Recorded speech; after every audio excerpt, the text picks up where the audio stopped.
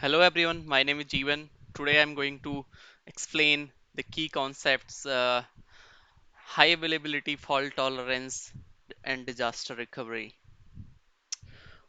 Why these are important in any network infrastructure or any online service that's anyone need, whether it's traditional network or a cloud. Uh,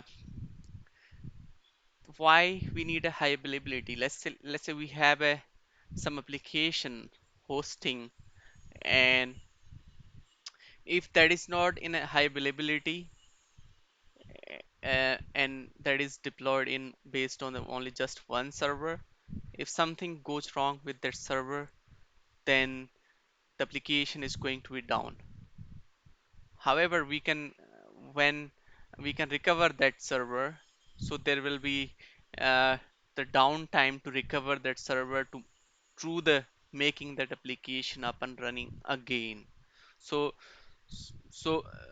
there are businesses who cannot tolerate those downtime for the user uh, who need the access to that application all the time around the clock.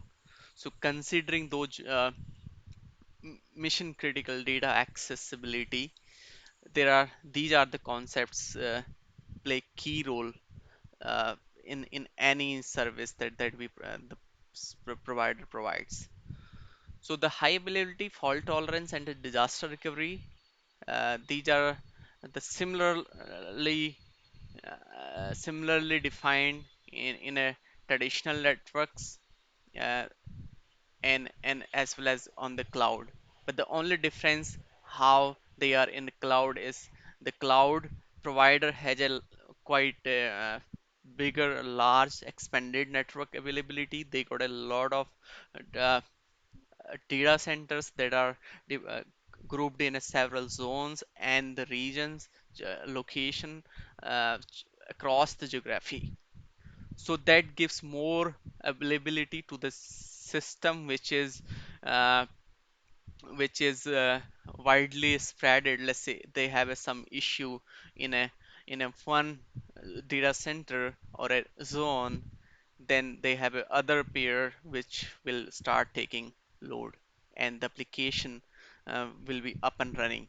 So the motto and the goal of the giving customer service up and running up and running all the time or based on the service SLA that is agreed. So the both things, the high availability and the fault tolerance adds the value or increase the SLA delivery both. So that there is slight difference between the availability and the fault tolerance. So both are adding one or more component in a system which if one goes down, another is going to take the lead to make the application or service up and running all the time. But the difference here, the high availability is, let's say we have an application and we have a uh, two backend server which are deployed in a high availability.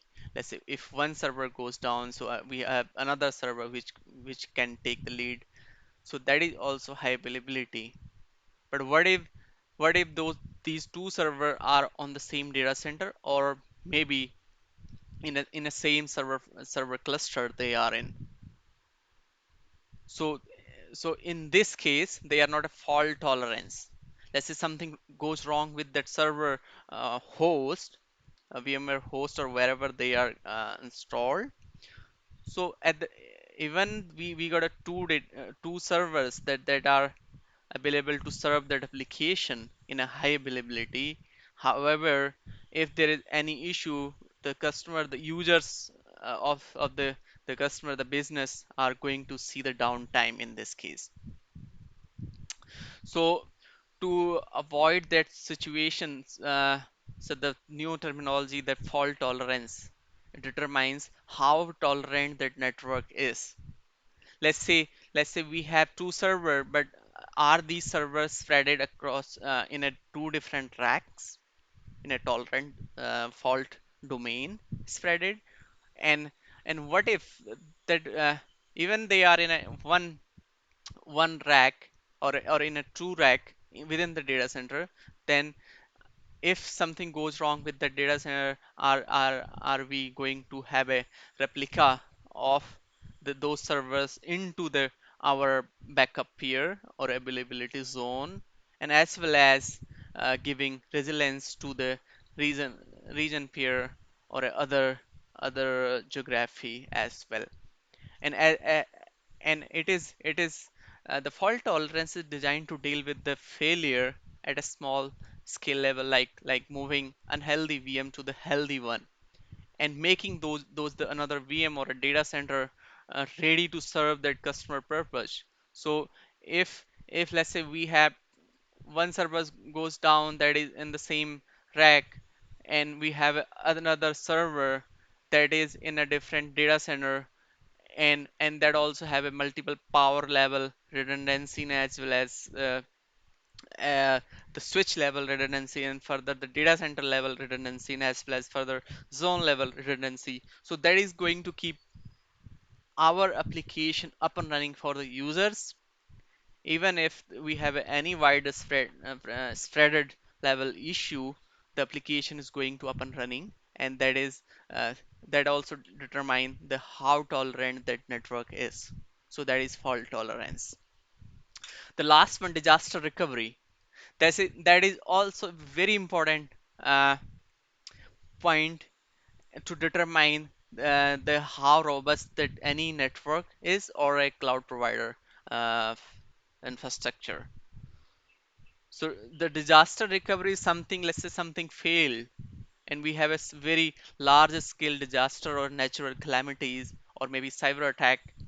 So how soon we can recover it? So in this case, the backup and replication or restoration things comes in play, in which every business maintain or plan their backup and replication policies. A, uh, that is normally called a business continuity plan. They have say so they define the process or a policy, what will be their approach to restore that, and how soon they should keep the backup, and how this can be replicated across the multiple zone or region, or in a remote location in case of traditional network, and how soon that can be restored. So that is all about defining the disaster recovery approach of any network. Or similarly, that is also same thing in the cloud, it's not different. The only the difference is the cloud provider providing the capability when any customer is taking their service. And if customer say, hey, I want this level of tolerance for that application, so the customer can directly get that level of tolerance, just paying small uh, small points or money or dollar they can take, so without spending much on the infrastructure level. In a traditional network, it used to the very heavy cost on the customer. Then if customer wants the multi-level tolerance into the network, so we need to buy the new server, as well as another two switches and two firewall and two load balancer, multiple power supply load balancer in each and every device, and then further two redundant data centers, and as well as keeping backup or DR sites to keep the backup in a replication in case anything goes uh, wrong with in a data center, and as well as backup data center, let's say, or in case of the cyber attack.